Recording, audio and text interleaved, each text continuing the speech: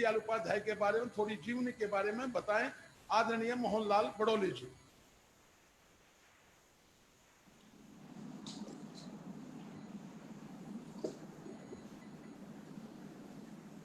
आज पंडित दीनदयाल उपाध्याय जी की जयंती है और आज से इस प्रोग्राम में हरियाणा प्रदेश के यशस्वी मुख्यमंत्री माननीय मनोहर लाल जी मुख्य वक्ता रहेंगे और गोहाना जहाँ पर ये प्रोग्राम है यहाँ पर करनाल के सांसद भारतीय जनता पार्टी सोनीपत जिला के प्रभारी भाई संजय भाटिया जी भी इसमें उपस्थित रहेंगे और आप सभी कार्यकर्ता आज यहाँ उपस्थित हैं। ये भारतीय जनता पार्टी के संस्थापक, भारतीय जनता पार्टी को एक विचार देने वाले और भारतीय जनता पार्टी का जो संविधान बना, भारतीय जनता पार्टी के कार्यों की जो रूपरेखा तैयार हुई, उनमें अहम भूमिका निभाने वाले ऐसे पंडित दीनदयाल उपाध्याय जी की आज जयंती है और मैं अपनी तरफ से भारतीय जनता पार्टी जिला सोनीपत की तरफ से भी यशस्वी मुख्यमंत्री मनोहर लाल जी का स्वागत करता हूं, धन्यवाद करता हूं कि जो सोनीपत के कार्यकर्ताओं के लिए ये समय मुख्यमंत्री जी ने दिया है, इसके लिए कोटि कोटि प्रणाम करता हूं। और ऐसे विचारक जिन्होंने भारतवर्ष की राजनीति किस प्रकार से चले और हिंदुस्तान के कमजोर वर्ग का, किसान का, गरीब का, मजदूर का उदय किस प्रकार से हो, इस प्रकार की बहुत सारी योजनाएं, अंत्योदय योजनाएं का जो विचार आया, उसके विचारक पंडित दीनदयाल उपाध्याय जी थे। उनकी एक पुस्तक है एकात्म मानववाद। अगर आप उस पुस्तक को पढ़ेंगे तो उनके जीवन के बारे में और किस प्रकार से राज व्यवस्था देश में चले, बहुत सारी बातें उसमें लिखी हुई हैं। तो ऐसे विचारक की आज जयंती है और मुख्यमंत्री जी हमारे से जुड़े हैं और मुख्यमंत्री जी हम सबको उनके जीवन के बारे में पूरा विस्तार से बताएंगे। तो मैं ज़्यादा समय ना लेते हुए निवेदन करूंगा, अपने बीच में संजय भाटिया जी हैं, वो आए और हमारा मार्गदर्शन करें। धन्यवाद मोहन जी। मैंने आपको पहले भी मना किया था कि आज हम सब माननीय हमारे इस कार्यक्रम के जो मुख्य वक्ता हैं, इस प्रदेश के माननीय मुख्यमंत्री माननीय मनोहर लाल जी को सुनने के लिए यहाँ पर एकत्र हुए हैं। मैं केवल इतनी बात करते हुए उनको आमंत्रित करना चाहूँगा बोलने के लिए कि मैंने अनेक वर्षों से उनकी कार्यशैली को देखा है और सरकार में मुख्यमंत्री के नाते हम सब ने देखा है।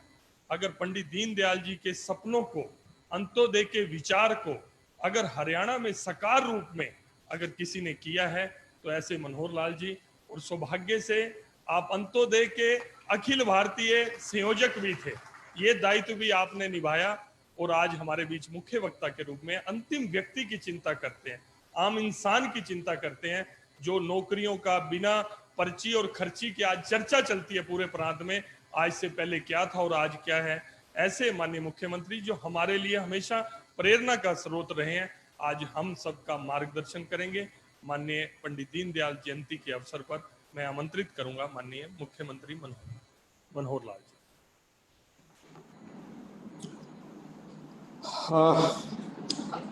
आज 25 सितंबर का दिन है। पंडित दीनदयाल जी की जयंती का यह दिन हमारे लिए वास्तव में एक प्रेरणा का दिन है। दीनदयाल जी हम सबके प्रेरणा के स्रोत थे। देश भर में भारतीय जनता पार्टी का हर कार्यकर्ता आज के दिन को एक प्रकार से सद्भावना से उनको श्रद्धांजलि देते हुए, उनकी विचारधारा को याद करते हुए मना रहा है। हम भी आज सोनीपत जिले के सब कार्यकर्ता, हमारे बीच में हमारे सांसद करनाल के श्री संजय भाटिया जी यहाँ उपस्थित हैं। मालूम नहीं है अपने स्थानीय सांसद यही है या उनकी ड्यूटी कहीं और लगी है। श्री रमेश कौशिक जी, हमारे जिले के अध्यक्ष और विधायक राई से श्री मोहनलाल बड़ौली जी, सभी अन्य नए पुराने पदाधिकारीगण, कार्यकर्ता बंधु, सबसे पहले तो आज के इस अवसर पर मैं आपको बहुत बहुत शुभकामना देता हूं, बधाई भी देता हूं। पंडित दीनदयाल जी का नाम आते ही हमारा जो विचार दर्शन है भारतीय जनता पार्टी का, वो हमारे सामने आ उठता है। थोड़ी सी बात संजय जी ने जो जोड़ी है मेरे साथ, वास्तव में मेरे लिए तो बहुत ही प्रेरणा का विषय बना था उस समय जब 2010 में मुझे राष्ट्रीय अध्यक्ष श्री नितिन गडकरी जी ने बुला करके ये कहा कि आपको एक ऐसा दायित्व देना है जो आज तक अभी किसी और ने संभाला नहीं अखिल भारतीय स्तर पर, पहली बार उस दायित्व पर आगे बढ़ना है। अन्य नामों से तो वो चलता था, सेवा कार्यों के नाम से चलता था, लेकिन किसी और नाम से चलता होगा। अंत्योदय नाम से ये प्रकोष्ठ 2010 में बनाया गया और मुझे उसका अखिल भारतीय दायित्व दिया गया। दायित्व का नाम भले नया था, लेकिन भाव भावना हमने तो बहुत पहले से, जब से हम संघ के प्रचारक बने तब से सुनते आ रहे हैं कि संघ के माध्यम से जिन लोगों ने अपने विचार को परिपुष्ट किया उसमें दीनदयाल जी की विशेष उल्लेखनीय उनका योगदान है। उनका मानना था कि हमको सारे समाज को साथ लेकर चलना है और पूरे समाज का उत्थान करना है, सबको सुखी करना है। लेकिन मान्यता ये थी कि जब तक समाज का गरीब, किसान, वंचित, पिछड़ा, दीनहीन जो समाज है, वनवासी क्षेत्र का समाज है, जब तक इसका उत्थान नहीं होगा तब तक सारा समाज सुखी नहीं हो सकता। क्योंकि आखिर समाज का सह अस्तित्व जो होता है, तो सह अस्तित्व में जो अलग अलग स्तर के लोग होते हैं, अलग अलग वर्ग होते हैं, उनके बीच में दूरियां ज्यादा नहीं चाहिए। अगर दूरियां ज्यादा होंगी तो संघर्ष का कारण बनती है, और अगर दूरी कम होगी तो परस्पर प्रेम, परस्पर प्यार, परस्पर सद्भावना ये जागती है। एक दूसरे से फिर ईर्ष्या नहीं होती है। जितनी दूरी ज्यादा होगी उतनी ईर्ष्या ज्यादा होगी। और ये दायित्व वो मानते थे कि जो समाज का एक संपन्न वर्ग है, ये उसका दायित्व है कि जो समाज का ऐसा वर्ग है जो पिछड़ गया, उसको कैसे अपने नजदीक लाए, अपने साथ लाए, उनकी सहायता सहयोग करके उनको कैसे उठाए। इसीलिए इस योजना का नाम दिया गया अंतिम का उदय, अंत्योदय।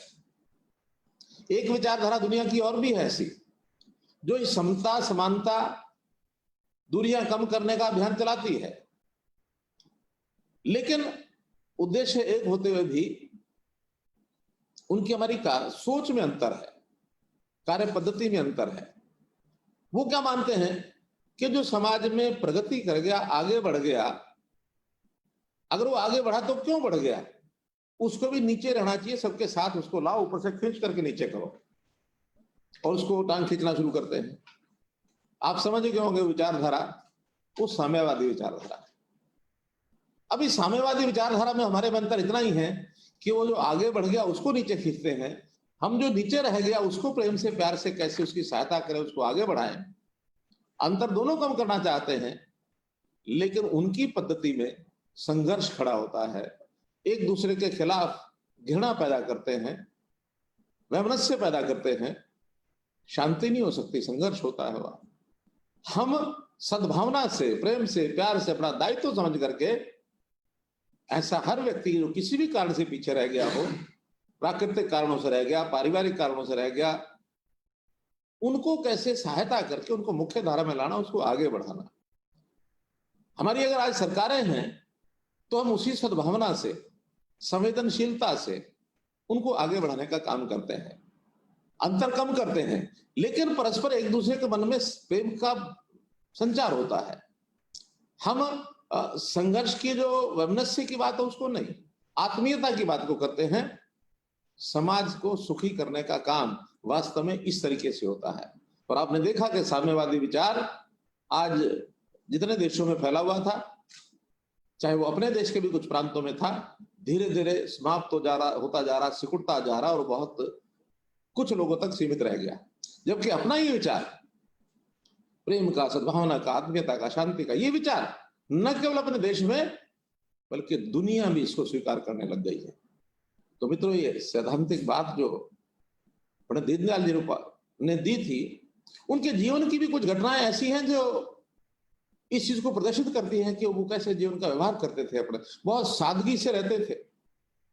जब वो संघ के प्रचारक थे, बाद में वो जनसंघ के महामंत्री बने, संगठन मंत्री बने, अध्यक्ष भी बने। उनकी सादगी का एक उदाहरण बताता हूं। एक दिन वो संघ कार्यालय से बाहर निकले और निकले किस काम के लिए? कटिंग करानी है, बाल कटवाने हैं। अब रास्ते में बाजार में अच्छी अच्छी दुकानें भी आई, सैलून भी आए, लेकिन एक नाई सड़क किनारे बैठा था अपनी बोरी नीचे बिछा करके, तिरपाल बिछा करके, वहां जाकर के बैठ गए और नाई से बाल कटाने लग गए। अचानक एक कार्यकर्ता वहां से निकले, वो दीनदयाल जी को पहचानते थे। दीनदयाल जी, आप यहां बाल कटा रहे हैं, आप किसी अच्छे नाई की दुकान पर बाल क्यों नहीं कटा रहे? उनका कहना था, बाल तो उस नाई ने भी काटना है, बाल इस नाई ने भी काटना है, लेकिन वो नाई एक अच्छी दुकान लेके बैठा है, संपन्न है, उसको अगर शाम को 2 रुपए 4 रुपए मेरे जैसा आदमी नहीं भी देगा, उस समय तो सस्ता जमाना होगा, रुपयों की बात का, पैसों की बात रही होगी कि अगर इतना पैसा उसको अगर नहीं भी चलेगा तो उसका काम चल जाएगा। लेकिन ये जो फड़ी लगा करके बैठा है, इस नाई को अगर थोड़ा पैसा मिलेगा, इसका शाम को रोजगार, इसकी दिहाड़ी बन जाएगी, इसको रोजगार मिलेगा, इसको देने का ज्यादा लाभ है। बाल तो उसने भी काटने, इसने भी काटने, ज्यादा अंतर नहीं पड़ता है। किस प्रकार की सोच! ये दीनदयाल जी के व्यक्तिगत जीवन की घटना आती है। सामाजिक कामों के प्रति उनकी जो विश्वास और जो उसके प्रोद्साहन थे, जो उनकी सोच थी, वो लगातार करते थे। लेकिन उनको राजनीतिक क्षेत्र में गुरुजी ने भेजा। उनका देखिए, समाज के सभी जो सिस्टम है, जो हमारी कैटेगरीज हैं, जो हमारे सिस्टम, उसको ठीक करना है, तो हर वर्ग में हमारा कार्यकर्ता जाना चाहिए, विचारधारा जाके रखनी चाहिए, आप जाके राजनीतिक क्षेत्र में काम करो। उनकी कोई राजनीतिक रुचि नहीं थी, काम करते रहे, लेकिन उनको लगता था कि राजनीति में काम करना उतना आसान नहीं है, बहुत ही कठिनाई से उसको यानी ठीक किया जा सकता है, बहुत मेहनत करके ठीक किया जा सकता है।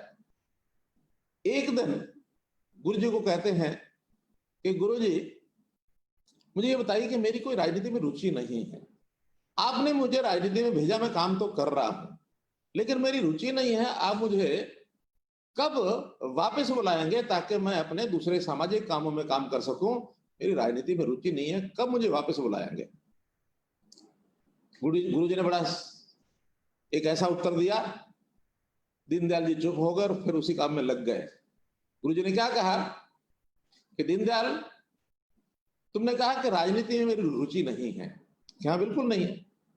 कहने लगे, बस जब रुचि हो जाएगी उस दिन वापस बुला लेंगे।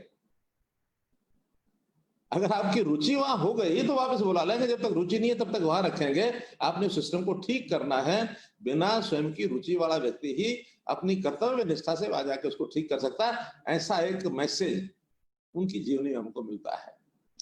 हम राजनीतिक कार्यकर्ताओं को भी कुछ बातें ऐसी कि हमको निस्वार्थ भाव से काम को कैसे करना है, ये दीनदयाल जी की सोच में से निकलता है। आज हम सरकार चला रहे हैं, जब तक सरकार नहीं थी तब तक संगठन के बलबूते पर ही संत्योदय की बात को लेकर के सब लोग काम करते थे पार्टी के नाते। आज भी पार्टी के नाते भी हम काम करते हैं, सरकार के नाते भी करते हैं। सरकार में सोच वही है। जहां जहां अपनी सोच के लोग राजनीति में आगे बढ़े हैं, इस बात को सोच को लेके चल रहे हैं। हमने पिछले 5 साल के सत्र में, और चाहे ये 1 साल पूरा होने जा रहा है, 6 के 6 साल में उस भावनाओं को सामने रखा है।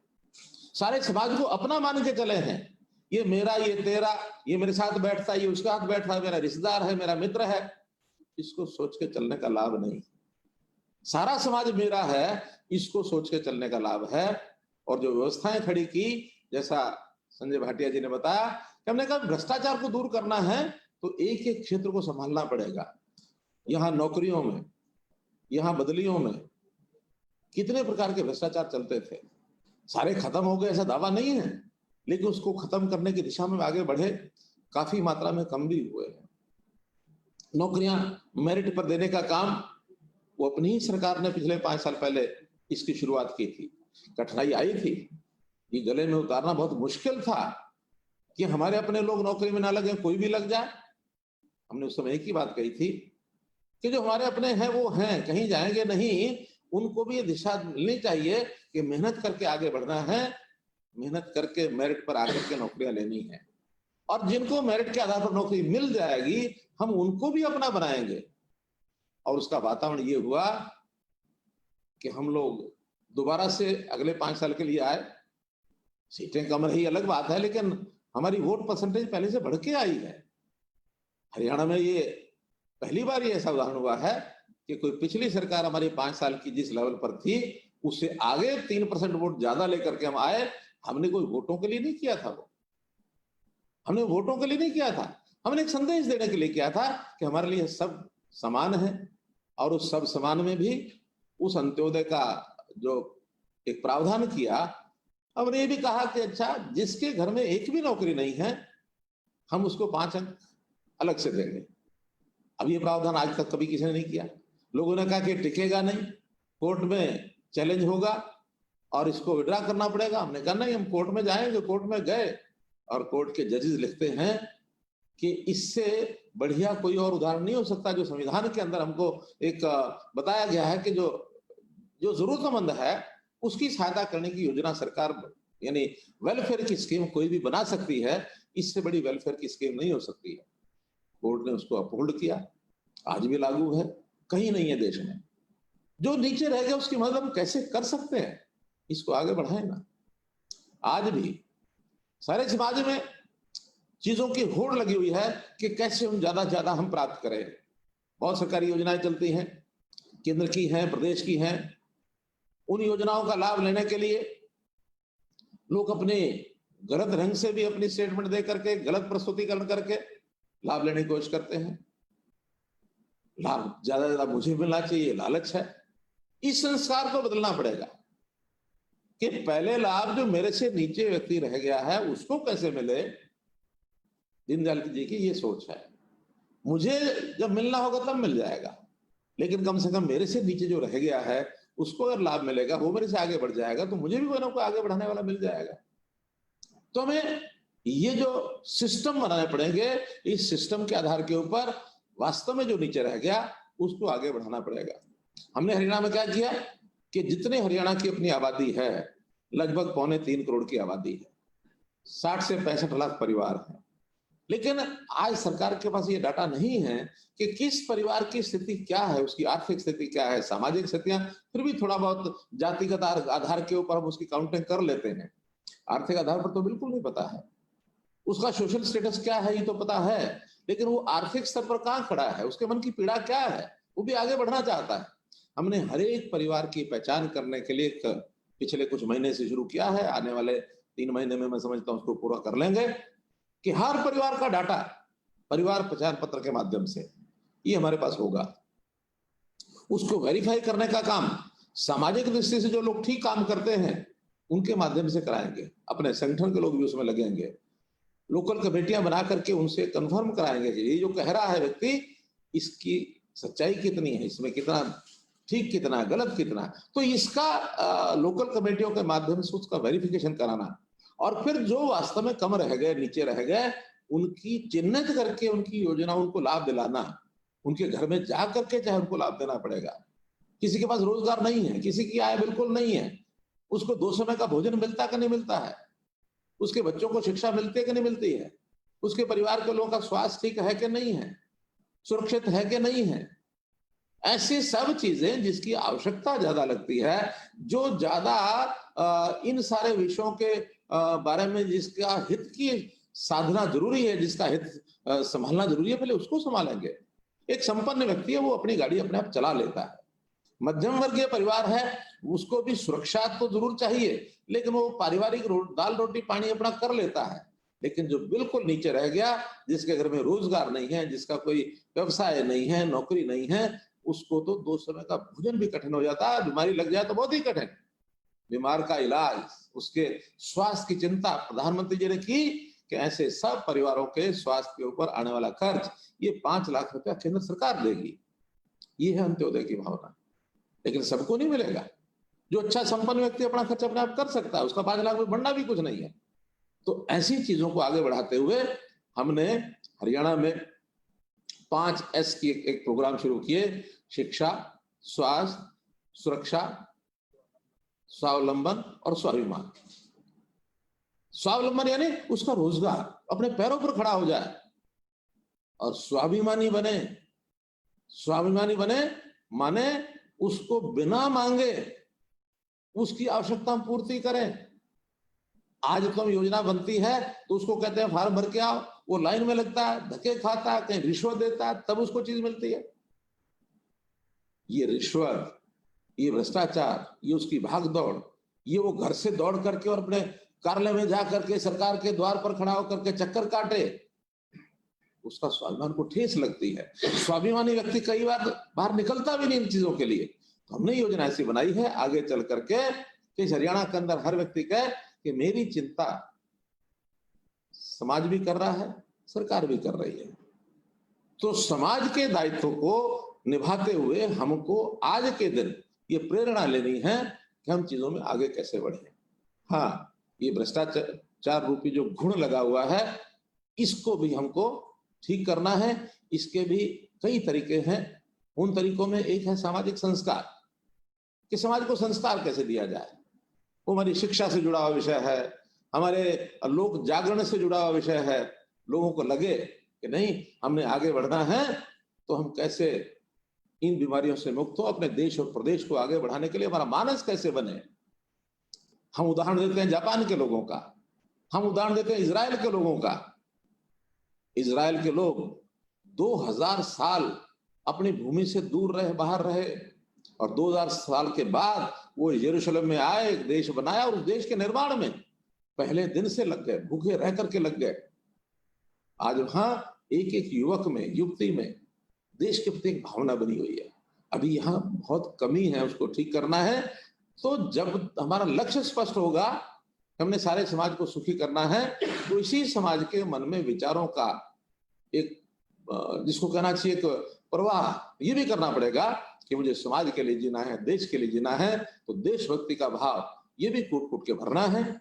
इस पर हम सब लोग लगे हुए हैं, चाहे देश का प्रधानमंत्री हो, चाहे हमारा कोई भी कार्यकर्ता हो, बूथ स्तर का भी कार्यकर्ता हो, सबके मानस में एक ही विचार संचार यदि होगा तो हम इन सब चीजों को आगे बढ़ा पाएंगे। प्रधानमंत्री जी ने पिछले दिनों में संयोग से, अभी कोरोना का जो समय चला, एक वैश्विक महामारी और एक संकट का समय ऐसा आया है, इसका भी उपयोग करते हुए, लोगों के मन में एक विचार प्रवाहित करते हुए उन्होंने एक संकल्प दोहराया कि हमें अपने देश को आत्मनिर्भर बनाना है। आत्मनिर्भरता के आधार के ऊपर बहुत सी बड़ी योजनाएं बनाई। हर व्यक्ति अपना पैरों पर खड़ा हो, उसकी शिक्षा की चिंता हम करें। नई शिक्षा नीति बनाई है, उसको कौशल, उसका विकास हो, उसको ट्रेंड किया जाए, स्किलिंग उसकी कराई जाए, उसको रोजगार मिले, और फिर कैसे वो देश के लिए काम आने वाली चीजें, यानी उन्होंने जो एक उदाहरण दिया कि भी हर युवक कुछ निर्माण के नाते, प्रोडक्शन के नाते इसको आगे बढ़ाए। मेक इन इंडिया की बात जो कही, भारत विदेश में अपनी जो यहाँ अपना जो निर्माण का कार्य है, अपना जिसको कहना चाहिए कि उत्पादकता है, जो दीनदयाल जी कहा करते थे, उत्पादकता की पराकाष्ठा। इतना बनाओ कि अपने अलावा देश और दुनिया, देश के बाहर दुनिया भी उसको प्राप्त करे, ताकि दुनिया को ये हम देंगे तो हमारे देश की ताकत बढ़ेगी। तो उत्पादकता की पराकाष्ठा और कंजम्पशन, जो हमारा जिसको कहना चाहिए जो उपभोग है, उसके ऊपर संयम। तो उपभोग के ऊपर संयम की बात भी दीनदयाल जी ने कही, उत्पादकता की पराकाष्ठा कही। संयोग से पिछले जो 6 महीने निकले हैं, इस पर दोनों चीजें हो गई। हमने अपने संयम भी बरता है अपने कंजम्पशन के ऊपर, जिससे हम कोई बहुत ऐसा कि संयम करने के बाद कोई बहुत कमी आ गई, ऐसा नहीं है। उस संयम से लाभ भी हुए हैं। तो ये जो समय आया है संकट का, चैलेंज जो है, इसको हमने एक अवसर के रूप में बदलने के लिए आगे काम कर रहे हैं, करेंगे। आज के दिन हम संकल्प लेना चाहिए कि पंडित दीनदयाल जी के दिए हुए जो विचार हैं, उनकी जो जयंती का दिन है, उसके ओर हम कैसे खरे उतरें। मैं व्यक्तिगत रूप से कैसे खरा उतरूं, संगठन के तौर पर हम कैसे खरा उतरें, सरकार में हमारे पास कोई जिम्मेवारी है तो उसके नाते कैसे खरा उतरे, और सारे समाज को दिशा कैसे दे, ये विचार लेकर के यदि आगे बढ़ेंगे तो निश्चित रूप से दीनदयाल जी के जयंती के अवसर पर उनको सच्ची श्रद्धांजलि होगी। आप लोगों ने समय लगाया, आपका बहुत बहुत धन्यवाद, बहुत बहुत आभार। धन्यवाद।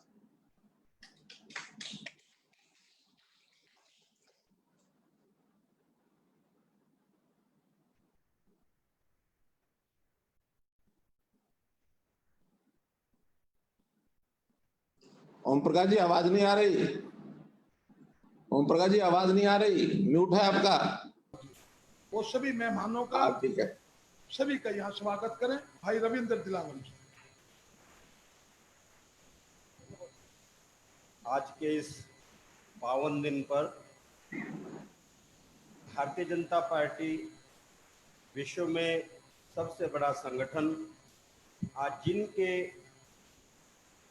पद चिन्हों पर चल रहा है, ऐसी महान विभूति पंडित दीनदयाल उपाध्याय जी के जन्म दिवस के अवसर पर आप सब कार्यकर्ता बंधु यहाँ आए और हमें पंडित दीनदयाल उपाध्याय जी के विचारों से ओतप्रोत उन्हीं की जीवन शैली जीने वाले माननीय मुख्यमंत्री श्री मनोहर लाल जी का संबोधन प्राप्त हुआ, श्री नरेंद्र मोदी जी का संबोधन सुनने को मिला।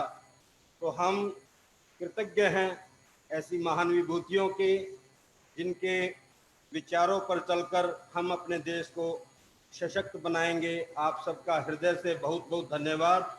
हम सब पंडित दीनदयाल उपाध्याय जी द्वारा दर्शाए, उनके द्वारा दिखाए गए मार्ग पर चलकर अपने देश को सशक्त बनाएं। इन्हीं शब्दों के साथ आप सबका, माननीय जिलाध्यक्ष मोहनलाल बडोली जी का, श्री संजय भाटिया जी का, आप सभी का हृदय से स्वागत। धन्यवाद, बहुत बहुत धन्यवाद।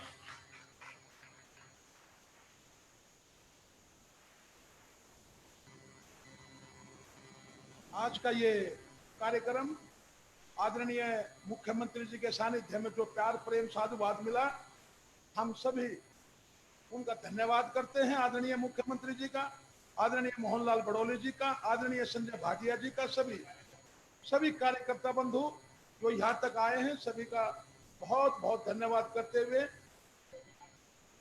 सभी जो कनेक्टिविटी हमारे वेबिनार से जुड़े हुए थे, सभी साथीगण, सभी का हार्दिक अभिनंदन करते हुए आज के इस प्रोग्राम को यहीं हम समापन कर रहे हैं। आदरणीय अध्यक्ष जी के कहने के अनुसार सभी का पुनः धन्यवाद, बहुत बहुत धन्यवाद। चलिए।